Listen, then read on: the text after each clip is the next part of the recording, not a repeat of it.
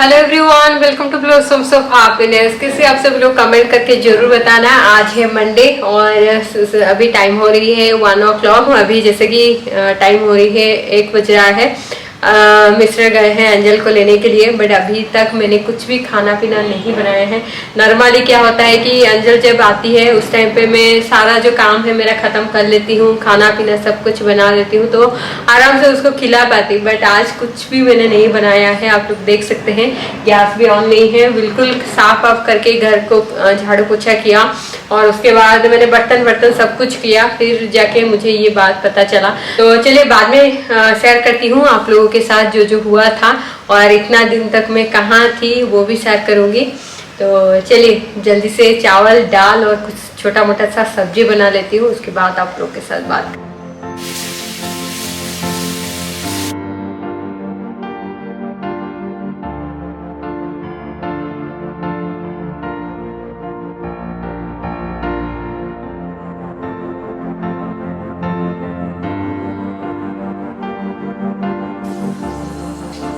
Hello.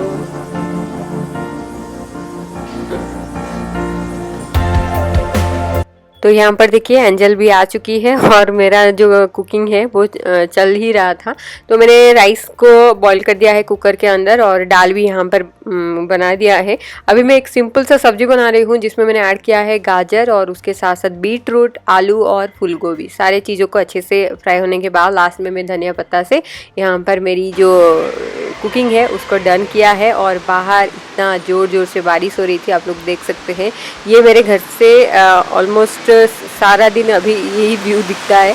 बिल्कुल भी fog हो जाता है, कुछ भी नहीं दिखाई दे रहा था और बारिश बहुत ज़ोर ज़ोर से हो रही थी और ये डायरेक्शन में हो रही थी, तो बिल्कुल विंडो और दरवाज़ा सब कुछ बंद ही था।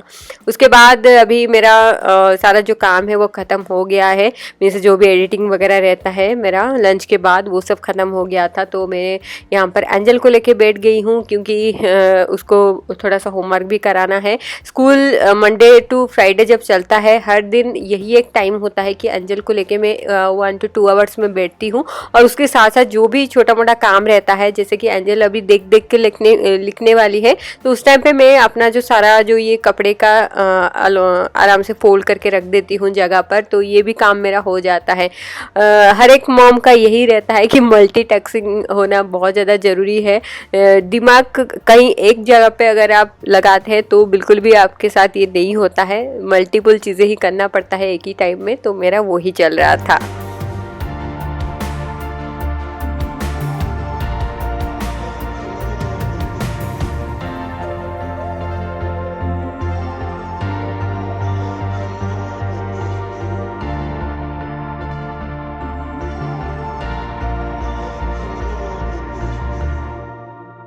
आजकल सबकी टेंशन होता है हेयर फॉल कम हो या ज्यादा हो, टेंशन तो रहता ही है। और उससे बड़ी बात ये होता है कि जब हम लोगों का हेयर फॉल है वो एक्सट्रीम लेवल पे हो जाता है, कभी कभी ब्लैकनेस भी हो जाता है, पैचेस भी होने लगता है, तभी टेंशन तो काफी ज्यादा होता है। बट उस टाइम पे हम लोग बहुत कुछ ट्राई करते हैं बट रिजल्ट हम लोगों को नहीं मिलता है। क्या आपको पता है एक सिंपल चीज यूज करके आप अपनी जो ब्लैकनेस है उसको भी क्योर कर सकते हैं, हेयर को रिग्रोथ कर सकते हैं और उसके साथ साथ हेयर फॉल को बिल्कुल भी जीरो कर सकते हैं। तो मैं आज आप लोगों के साथ शेयर करूंगी। ये है नेचरचेयर का जोंक तेल, जो कि काफी अच्छा है और इसका रिजल्ट 100% इफेक्टिव है क्योंकि इसमें यूज किया गया है 100% नेचुरल इंग्रेडिएंट। ये जो तेल है ये क्यों इफेक्टिव है मैं आपको बता देती हूँ। पिछले जमाने में क्या होता है, अभी भी होता है, जब हेयर फॉल बहुत ज्यादा होता है या ब्लैकनेस आपकी स्कैल्प में रहता है तो एक लीच थेरापी करके एक थेरापी है, उसको हम लोग ट्राई करते हैं। और लीच थेरापी मतलब मुझे सुन के ही बहुत अजीब लग रहा है क्योंकि लीच होता है जो उसको अपने सर पे रखा जाता है और वो क्या करता है अपनी जितना भी आपकी जो खराब ब्लड होता है उसको सोक कर देता है। तो ये क्या करता है, ब्लड सर्कुलेशन ज्यादा हो जाता है उस एरिया पर और बाल जो है फिर से आने लगता है। बट ये करने की आपको बिल्कुल भी जरूरत नहीं है क्योंकि ये तो बहुत सिंपल है बट टाइम टेकिंग है। किसी भी जगह पे आप जाओ, उसमें बहुत सारा पेशेंस रख के अपना जो ये काम करो, फिर आपको रिजल्ट दिखने मिलता है। बट ये जो ऑयल है उस तरह से ही आपको काम करेगा। आपकी अगर ब्लैकनेस की प्रॉब्लम है, बहुत हेयरफॉल हो रही है, हेयर में स्कैल्प में हेयरफॉल की वजह से पैचेस होने लगता है, तो ये आप जरूर यूज कर सकते हैं। इसमें जो इंग्रेडिएंट है वो 100% प्योर है, 100% नेचुरल है और 100% आपकी हेयर पे काम भी करता है। और ये जो जॉन्क ऑयल है ना, इसका पैकेजिंग अभी कुछ चेंज हो चुकी है, ये एक नया पैकेजिंग के साथ आता है और वेट एंड ड्राई का जो WD का यहाँ पर W यहाँ पर मेंशन है, तो आप आराम से इसको यूज कर सकते हैं। काफी इफेक्टिव है, एक इंस्टेंट हेयर केयर सीक्रेट है जो कि आपको पक्का ये यूज करना चाहिए। यूज करना भी बहुत ज्यादा सिंपल है। जब भी आप ऑयलिंग वगैरह करते हैं ना, जिस तरह से नॉर्मल, तो हाथों में थोड़ा सा कुछ ड्रॉप लीजिए और अपनी फिंगर टिप्स की मदद से अच्छे से मसाज करते हुए लगा देना है और पूरी रात भर के लिए उसको छोड़ देना है। अगले दिन कुछ भी नेचुरल शैम्पू से आप हेयर वॉश कर सकते और धीरे धीरे करके आपको विजुअल रिजल्ट जो है वो अच्छे से पता लग जाएगा। तो ये आप जरूर ट्राई कर सकते हैं। इसका जो लिंक है मैं नीचे डिस्क्रिप्शन बॉक्स में दिया है। इनकेस आपको परचेस करना है तो लिंक के थ्रू जाकर परचेस कर सकते हैं। गुड इवनिंग, टाइम हो रही है अभी 6:45, 7 o'clock कुछ हो रहा था और यहाँ पर मैंने दिया बत्ती भी कर लिया है। यहाँ पर जब दिया बत्ती करती हूँ ना, तो जो धूप स्टिक है उसको बिल्कुल कम लगाना पड़ता है, नहीं तो जो अलार्म है वो बजने लगता है। तो यहाँ पर वो कर लिया है और अभी काफ़ी टाइम हो चुका है दिया बत्ती करने से और बाहर बारिश हो रही थी, तो बाहर का नज़ारा मैं आप लोगों को शेयर करती हूँ। इवनिंग का जो व्यू दिखता है ना बालकनी से, वो माइंड ब्लोइंग है और मन को बहुत ज़्यादा शांति लगता है। यहाँ पर खड़े होकर बात करना किसी के साथ या इस तरह से व्यू को एंजॉय करना, यही एक घर लेने का रीज़न ये था कि हम लोगों को व्यू चाहिए था। और ये जो व्यू है ना, बिल्कुल भी फ्रंट जो बिल्डिंग का व्यू है बिल्कुल भी नहीं है, ग्रीनरी है और बहुत ही बड़ा बड़ा यहाँ पर सोसाइटी सारा है। तो इवनिंग में व्यू भी बहुत अच्छा लगता है और दिन में भी व्यू बहुत अच्छा लग रहा था। और जैसे कि इवनिंग स्टार्ट हो गई है तो लंच का डिनर का भी प्रिपरेशन करते हैं। तो कल मैं एंजल को टिफिन में देने वाली हूँ छोले और आलू के साथ सूखी सब्जी और उसके साथ पूरियाँ दूंगी। उसका फेवरेट है छोले, तो यहाँ पर आलू और छोले को एक साथ में बॉईल होने के लिए रख दूंगी। कुछ प्रिपरेशन ऐसे होता है ना, बच्चे जब स्कूल जाते हैं तो पहला दिन से ही ये सब करना पड़ता है, नहीं तो आप लोग लेट हो जाएंगे और बच्चे जो है ठीक से नहीं खाते हैं तो दिमाग बिल्कुल भी खराब हो जाता है। मेरे साथ तो यही होता है कि एंजल को कुछ भी मैं देती हूँ ना, वो कुछ मीन्स थोड़ा खाती है और बाकी सब घर लेके आती है। उसके बाद टिफिन में जो बचा कुचा खाना है वो मैं खाती हूँ। कि किसके साथ इस तरह से होता है तो कमेंट करके मुझे जरूर बताना, मैं भी थोड़ा सा अच्छा फील करूँगी, ताकि बच्चे भी एंजल की तरह है। तो कुछ बच्चे मैं देखती हूँ कि बहुत अच्छे से वो टिफिन वगैरह कंप्लीट करके आते हैं, तो अच्छा लगता है क्योंकि आप इतना मेहनत करके देते हो और वो लोग खा के आते हैं तो अच्छा लगता है। तो देखिए एंजल को कुछ ना कुछ मैं डिफरेंट देने वाली होती हूँ। तो यहाँ पर मैं बनाऊंगी आज उसके लिए कपकेक। तो कपकेक का रेसिपी मैं जब भी बनाती हूँ आप लोग मांगते हैं और अनफॉर्चुनेटली कुछ ना कुछ रीज़न की वजह से मैंने आप लोगों के साथ शेयर नहीं किया, तो मैंने सोचा कि चलो आज आप लोगों के साथ ठीक से शेयर करते हैं। कपकेक बनाना बहुत ज़्यादा सिंपल है, बट आपकी जो कपकेक की ना छोटा सा जो मोल्ड है वो चाहिए। और जब भी मैं केक वगैरह कुछ भी बनाती हूँ तो एंजल मुझे बहुत हेल्प करती है मिक्सिंग वगैरह करने से, चीज़ें सारे डालने से। ये चीज़ बहुत मैं एंजॉय करती हूँ उसके साथ। तो यहाँ पर सारे मेजरमेंट में अपने हिसाब से लिया है, आप चाहे तो अपने हिसाब से भी ले सकते हैं। मैंने एक कटोरी का माप लिया है, आप चाहे तो कप के हिसाब से मेज़र कर भी डाल सकते हैं, नहीं तो ग्लास का भी मेज़र कर सकते हैं। तो यहाँ पर मैंने एक छोटा सा बॉल लिया है, बॉल में मैंने डाला है यहाँ पर मैदा से बना रही हूँ क्योंकि अंजल को आटा सा बना हुआ केक जो है बिल्कुल भी पसंद नहीं है, तो इसकी वजह से मैदा यहाँ पर ले रही हूँ। मैदा को डाल दूंगी, तो उसके बाद मैं डाल दूंगी चीनी यहाँ पर मैंने 1 कप के लिए ½ कप लिया है, आप अपनी टेस्ट के हिसाब से ज़्यादा और कम कर सकते हैं। तो यहाँ पर मैं पहले डाल दूंगी चीनी और उसके बाद यहाँ पर डाल रही हूँ दूध। तो दूध यहाँ पर इसलिए डाल रही हूँ क्योंकि मैं 2 टाइप की बनाऊंगी, एक जो है चॉकलेट वाला, एक है प्लेन वाला। तो चॉकलेट वाला बनाऊंगी और मेरे पास जो मोल्ड है वो एक ही बार में आई थिंक 6 कप केक होता है, तो उसकी वजह से मैंने डिवाइड करके 2 बनाऊंगी। अगर मैं बेकिंग पाउडर डाल के उसको रख दूंगी तो इतना अच्छे से केक जो है फूलता नहीं है, तो इसकी वजह से मैंने पहले जो है बेकिंग पाउडर नहीं डाला है। जितना मैं डालूंगी ओवन में उतना ही मैं बेकिंग पाउडर डालूंगी। तो यहाँ पर देखिए ऑयल भी मैंने यहाँ पर डाल दिया है। ऑयल मैंने डाला है करीबन 2 बड़ी स्पून यहाँ पर डाला है। अच्छे से उसको मिक्स करना है। जब आप ऑयल वगैरह डालते हैं ना, बहुत अच्छे से उसको मिक्स करना है ताकि बैटर के साथ ही अच्छे से मिक्स हो जाए। और यहाँ पर मैं क्या करूँगी, एक कटोरी में थोड़ा सा निकाल दूँगी और थोड़ा सा रखूँगी। जितना भी मुझे अभी बनाना है उतना ही मैं डालने वाली हूँ। उसके बाद मैं डाल दूँगी यहाँ पर जो चॉकलेट का कोकोआ पाउडर, क्योंकि चॉकलेट केक है तो कोको पाउडर तो डालना है। तो यहाँ पर 2 बड़ी स्पून यहाँ पर डाल रही हूँ। डालूंगी 1 टीस्पून बेकिंग पाउडर और उसके साथ साथ 1/4 teaspoon baking soda. Baking soda और बेकिंग जो पाउडर है उसका टेस्ट और उसका जो काम है अलग अलग है। तो थोड़ा सा आप बेकिंग सोडा जो है हमेशा कम डालिएगा, और बेकिंग पाउडर जो है केक को फुलाने के लिए बहुत हेल्प करता है तो उसका क्वांटिटी ज़्यादा होता है। तो अच्छे से सारे चीज़ों को मिक्स कर दूंगी। यहाँ पर आप कंसिस्टेंसी देख सकते हो कितना मैंने गाढ़ा रखा है। बहुत ज़्यादा अगर आप पतला कर देंगे तो आपका जो केक है इतना ज़्यादा फ्लॉफी नहीं होता है, स्पंजी नहीं होता है। तो थोड़ा सा ठीक ही रखिएगा, जिस तरह से इडली बैटर से और थोड़ा सा गाढ़ा चाहिए आपको।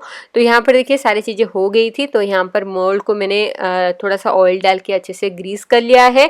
और यहाँ पर जो ऑयल लिया है मैंने राइस ब्रेन ऑयल का यूज़ किया है। आप चाहे तो बटर भी यूज़ कर सकते हैं, घी भी यूज़ कर सकते हैं। तो यहाँ पर अच्छे से ग्रीस कर दिया था। और यहाँ पर मेरे पास जो बटर पेपर का ना मोल्ड है कपकेक का, तो वो डाल दिया है और बैटर डाल दूंगी। उसके ऊपर कुछ स्प्रिंकल मैं करने वाली हूँ, जैसे कि यहाँ पर आप लोग देख सकते हैं कुछ कुछ स्प्रिंकल्स मेरे पास था, चोको चिप्स था, और छोटे छोटे जो चॉकलेट का ही आता है ना वो भी ग्रैनुअल्स था। तो यहाँ पर सारा चीज़ों को डाल दिया है। अभी आपको प्रीहीट करना है ओवन को 180 डिग्री में 2 मिनट के लिए प्रीहीट करना है। उसके बाद आप क्या करेंगे, 180 डिग्री में ऑलमोस्ट 15 to 20 मिनट्स के लिए आपको बेक करना है। ये जो बेक करने का टाइम होता है ना, डिफरेंट ओवन के साथ डिफरेंट टाइमिंग आपको देना पड़ता है। तो आप थोड़ा सा स्टडी कीजिए कि आपका जो ओवन है कितना देर से जो केक को पकाता है। तो मेरे पास जो ओवन है ये सैमसंग का है, और ऑलमोस्ट 15 से 20 मिनट के अंदर केक जो है रेडी हो जाता है। तो यहाँ पर मैंने डाल दिया है और सारे चीज़ों को अच्छे से मैं अभी ऑर्गेनाइज कर दूंगी। उसके बाद आप लोगों को दिखाती हूँ कपकेक कैसा हुआ।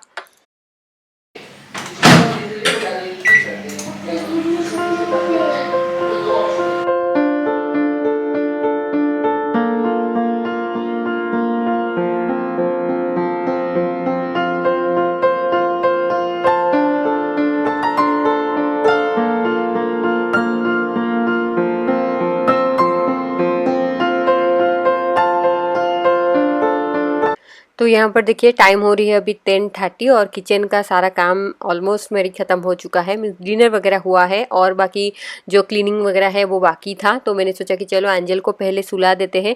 नॉर्मली क्या होता है कि अगर दोपहर में एंजल सोती है तो मैं उसको थोड़ा सा लेट में सुलाती हूँ, अगर वो नहीं सोती है तो उसको जल्दी सुला देती हूँ। तो जितना भी होमवर्क वो करके डाली थी बेड के ऊपर वो सब मैंने निकाल लिया है। अभी मिस्टर भी आ चुके हैं, वो भी थोड़ा सा जल्दी ही सो जाते हैं। तो ये दोनों सो जाएंगे और उसके बाद एंजल जब सो जाती है उसके बाद मैं उठ के जाती हूँ, फिर किचन का जो है क्लीनिंग करती हूँ।